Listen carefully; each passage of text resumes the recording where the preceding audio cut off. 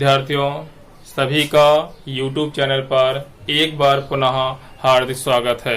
आज हम इंटरमीडिएट गणित में समाकलन क्रमशः के बारे में पढ़ेंगे। किसके बारे में पढ़ेंगे? समाकलन क्रमशः, अर्थात हमें किसी फलन का समाकलन करने का एक नया तरीका, मतलब कौन सा तरीका? एक नया तरीका। अब ये तरीका कैसा हमारे पास होगा?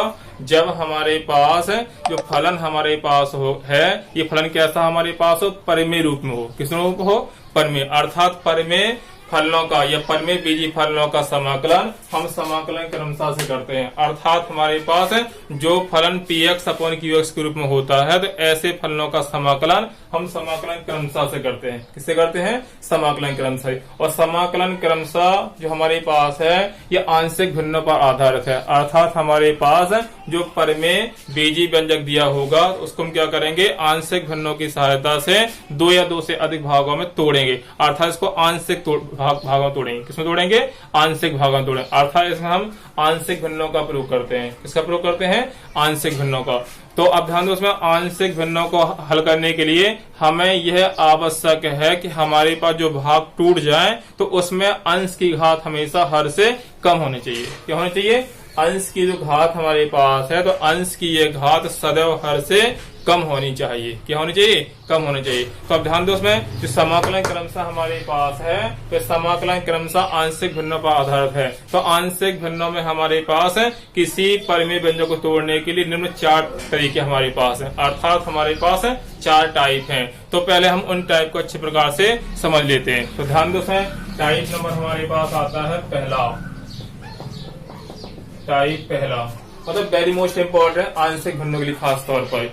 तो दो टाइप पहला हमारे पास है, जो उसमें हमारे पास हर के गुणनखंड रैखिक हों। कैसा है? पहला टाइप हमारे पास है जब हर के गुणनखंड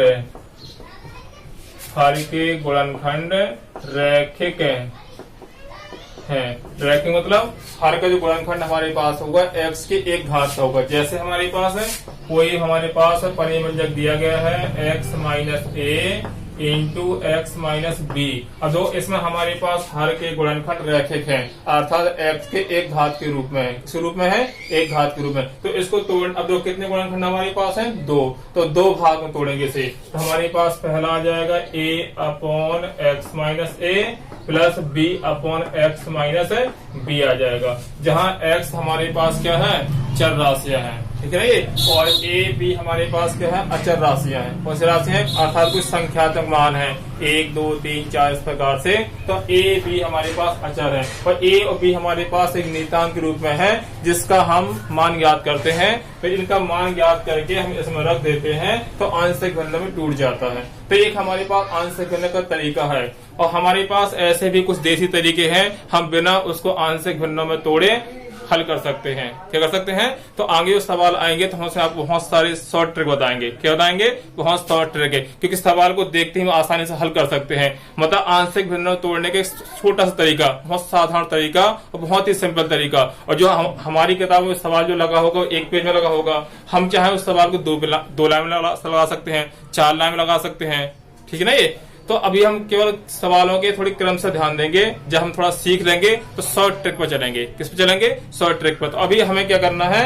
आंशिक भिन्नों को क्रम से अध्ययन करना है। तो पहला टाइप हमारे पास है जब हर के गुणनखंड कैसे हों? रैखिक हों। कैसे हों? रैखिक। तो उसे इस प्रकार से तोड़ते हैं। फिर इसके बाद दूसरा हमारे पास आ जाता है टाइप सेकेंड। अब टाइप सेकंड हमारे पास क्या है? जब हमारे पास हर के गुणनखंड रैखिक हो और पूर्ण वर्ग हो। क्या हो? पूर्ण वर्ग। देखो उसमें तो दूसरा टाइप हमारे पास आता है जब हर के गुणनखंड रैखिक हो तथा पूर्ण वर्ग हो। ठीक है। दूसरा टाइप हमारे पास क्या है? जब हर के गुणनखंड रैखिक हो तथा पूर्ण वर्ग हो। जैसे हमारे पास है 1 अपॉन एक्स माइनस ए एक्स माइनस बी, ये था। कैसे हमारे पास है? रैखिक, लेकिन कोई एक आध पूर्ण वर्ग हो, या तो ये वाला पूर्ण वर्ग हो या ये वाला पूर्ण वर्ग हो। जैसे ये हमारे पास जब नहीं कि वर्ग 2 घात, 3 घात, 4 घात कुछ भी हो सकती है, ठीक है ना ये। तो जैसे हमारे पास हर का जो गुणनखंड हमारे पास है कैसा हो, रैखिक हो और पूर्ण वर्ग हो, तो उसे आंशिक भिन्न में किस प्रकार से तोड़ेंगे, तो ध्यान दो उसमें। तो कितने गुणनखंड हमारे पास है, 1 2 3 है, कितने हैं, तो 1 और 2 ये हैं, कितने हो टोटल 3, तो 3 भागों में टूटेगा ये, कितने भागों में टूटेगा 3, तो बराबर हमारे पास आ जाएगा a upon x minus a plus b upon x minus b plus c upon x minus b का होल स्क्वायर हो जाएगा।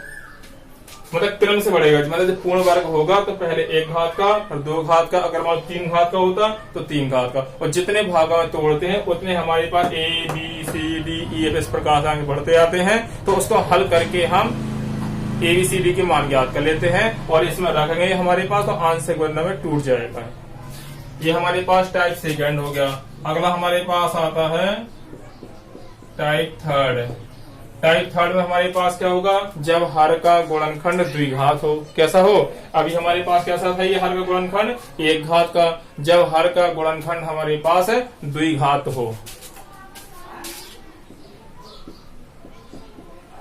जब हर के गुणनखंड द्विघात है, जब हर के गुणनखंड द्विघात हमारे पास, जैसे मान लो इस प्रकार से, जैसे आ जाए एक्स स्क्वायर प्लस ए एक्स प्लस बी, अब हमारे पास हर का गुणनखंड मतलब 1 घात का भी हो सकता है, लेकिन हम तो मेन पॉइंट यहाँ क्या समझा रहे हैं, जब हर के गुणनखंड द्विघात हो। कैसे हो, द्विघात। तो अब इसको तोड़ने के लिए अब तो एक्स स्क्वायर प्लस ए है, हमने क्या बताया था, आंशिक भिन्न में हमेशा क्या ध्यान रखते हैं, हम यह ध्यान रखते हैं कि अंश की घात हमेशा हर से कम होनी चाहिए। अब देखो इसमें हर की घात कितनी है 1, यहाँ पर घात कितनी है 0, मतलब संख्यात्मक मान है। अब यहाँ पर घात कितनी है हमारे पास 2, तो यहाँ कितने आएगा 1 घात और आएगी इसमें। तो जब हम इसको तोड़ेंगे तो ये हमारे पास a x plus b upon x square plus इस रूप में आएगा, इस रूप में आएगा a x plus b upon x square plus a, क्योंकि अंश की घात जो हमेशा हर से छोटी होनी चाहिए।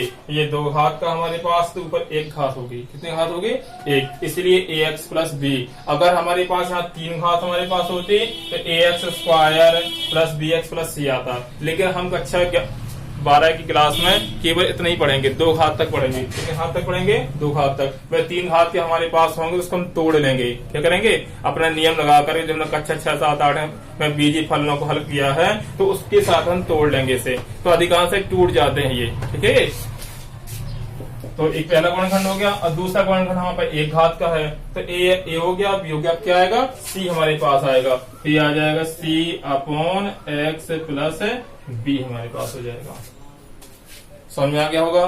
तो ये हमारे पास 3 टाइप हो गए। कितने टाइप हो गए हैं 3। इसी प्रकार हमारे पास चौथा टाइप हमारे पास होगा। अब चौथा टाइप हमारे पास क्या होगा, जब हर के गुणनखंड द्विघात हो तथा पूर्ण वर्ग हो। क्या हो, पूर्ण वर्ग हो। तो हमारे पास तीसरा टाइप आता है ये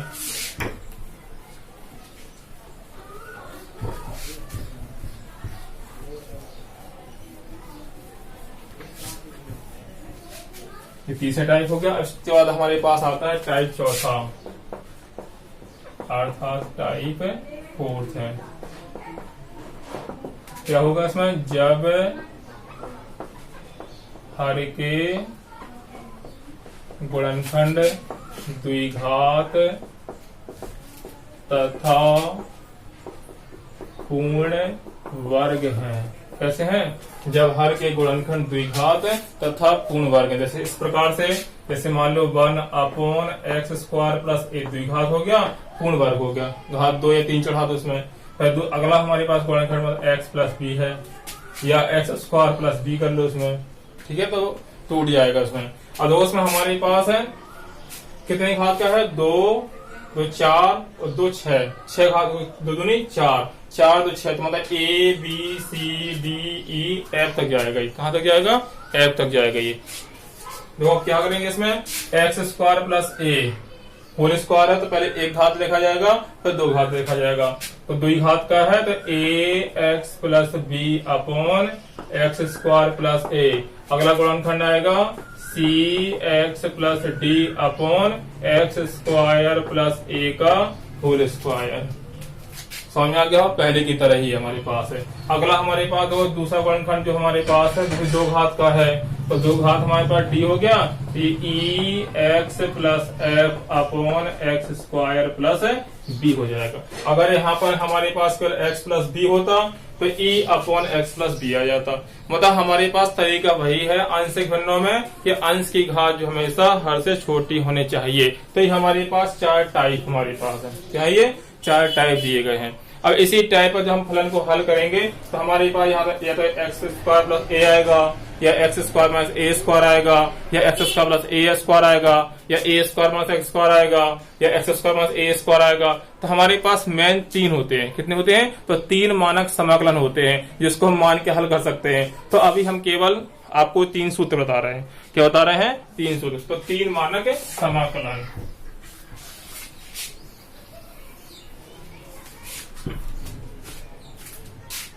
तीन मानक समाकलन। 3 मानक समाकलन। तो इसमें हमारे पास पहला फॉर्मूला आता है integration 1 upon x square plus a square d x है। तो ये वाला फॉर्मूला हम पहले से पढ़ चुके हैं। अगर इस रूप में हमारे पास है तो इसका इंटीग्रेशन क्या होता है? 1 अपॉन ए टेन इनवर्स एक्स अपॉन ए प्लस सी। ये पहला हो गया। फिर इसके बाद हमारे पास दूसरा इंटीग्रेशन 1 अपॉन मान लो एक्स स्क्वायर माइनस ए स्क्वायर डी एक्स आता है।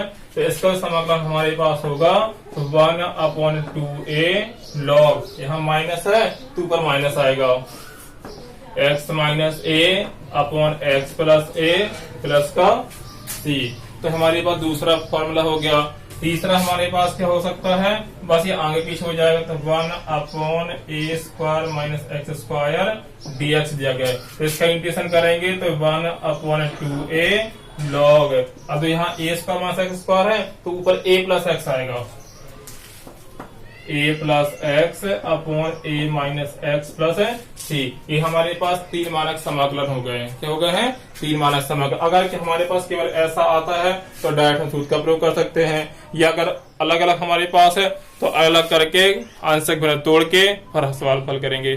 तो इस टाइप के सवाल हमारे पास वेरी मोस्ट इंपॉर्टेंट है। तो हमारे पास 3 मानक समाकलन होंगे।